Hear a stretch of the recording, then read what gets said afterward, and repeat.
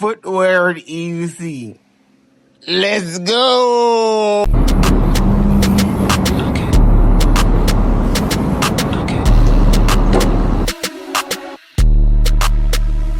Look, we need to talk about something serious today. We are talking about what you put on your feet when you step onto a high-performance electric unicycle. I'm not talking about fashion. I am not talking about looking pretty for the camera. I am talking about survival. Because let me tell you something right now. If you step onto a machine that goes 50 miles an hour while wearing the wrong shoes, you are not a rider. You are a human bowling ball.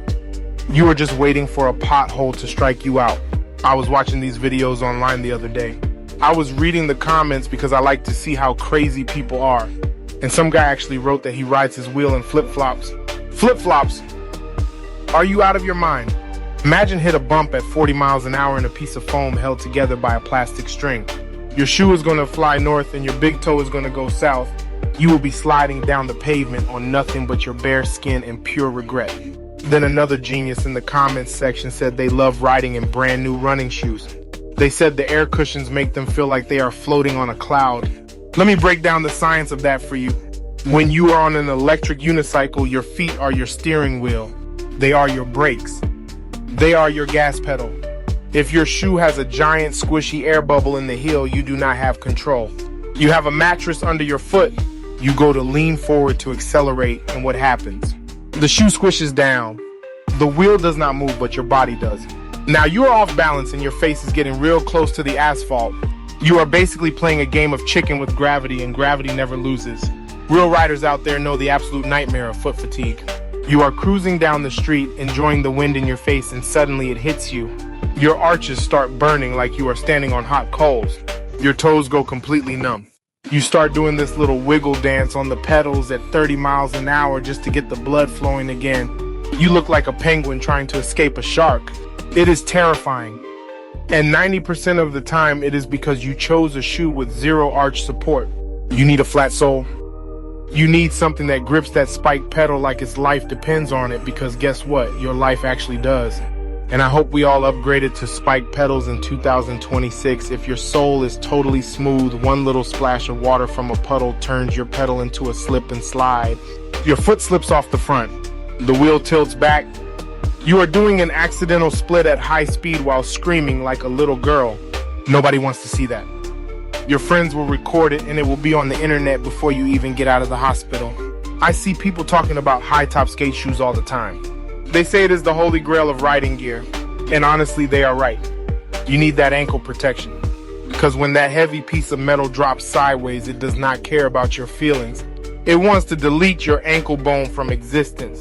If you are wearing thin little canvas shoes, that metal shell is going to crack your ankle like a walnut. You will be sitting on the curb crying, looking for your dignity in the bushes. Do not even get me started on the people who ride in heavy work boots with giant steel toes. They think they are invincible. They think they are ready for war. But then they try to make a sharp turn. They try to carve around a corner, and they realize their ankle is locked up tighter than a bank vault. They cannot bend their foot. They cannot feel the pedal. They are just a stiff statue riding a rocket ship. They end up crashing straight into a trash can because they could not steer. You have to find the perfect middle ground. You need stiffness on the bottom so the metal pedal does not bend your foot in half. But you need flexibility on the top so you can actually communicate with the machine. If you do not treat your footwear like safety gear, you are just fooling yourself.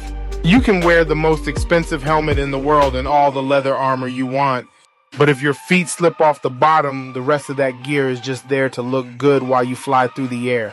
So check your closet before your next ride. Throw away the sandals. Leave the running shoes at the gym. Put on something flat and sturdy that actually locks you into those spiked pedals. Stop giving the internet more funny crash videos to laugh at. Protect your feet so you can actually walk away from the ride when you are done. It sounds like there might be a quick mix-up with the wording. Let us talk about the absolute nightmare of wet weather riding. You are out there cruising and a sudden rainstorm hits you out of nowhere. If you are wearing cheap shoes with plastic bottoms, you are in immediate danger. The water gets between your shoe and the metal pedal spikes. Suddenly you have zero traction. You feel your left foot start to drift to the edge. Your heart rate goes from normal to absolute panic in less than 1 second. You cannot look down to fix it, because if you look down, you will hit a mailbox. So you just have to pray to the universe that your toes find a way to hang on. You are gripping the side of the machine with your inner thighs like you are riding a wild mechanical bull at a country bar. I saw a video comment where a guy said he uses super glue on his soles before a long trip. Super glue. Think about how desperate you have to be to glue yourself to a motorized wheel. What happens when you actually have to stop at a red light? You cannot put your foot down. You just fall over sideways like a chopped tree. You are lying on the street attached to a spinning machine looking like a confused turtle. Then you have the riders who try to use hiking boots with massive deep treads. They think the big rubber chunks will lock perfectly into the pedal spikes. They feel so confident when they step up, but then they try to adjust their position while riding. They realize they are completely stuck. The spikes are wedged deep inside the boot tread like a key in a lock. You want to move your foot back 2 inches because your toes are cramping, but you cannot lift it. You are trapped on your own wheel. You have to ride all the way home in the wrong position, crying the whole way because your foot feels like it is inside a toaster. Your footwear is the literal foundation of the entire experience.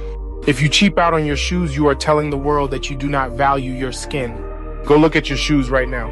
If they look like something you would wear to a beach or a marathon, do not use them on a wheel. Get some proper flat soles with good ankle support so you can keep your bones exactly where they belong. And let us not forget about the absolute insanity of people who try to ride high-performance wheels in dress shoes. Yes, I am talking to the business commuters out there. I see you in the comments online. You think because you are just riding 3 miles to your fancy office building that you can wear your shiny leather loafers. You think you look smooth. You think you look like a secret agent from a movie. Let me tell you exactly what you look like. You look like a maniac who hates their own ankles. Leather soles have absolutely zero grip on a metal pedal. One tiny bump and your feet are going to slide right off the front like butter on a hot skillet. Now you are flying through the air in a tailored suit. Your expensive briefcase is exploding across the intersection. Papers are flying everywhere. You are doing backflips into a bush while your wheel keeps rolling down the street and smashes into a police car. Was trying to look stylish for the morning meeting really worth all that tragedy? No, it was not.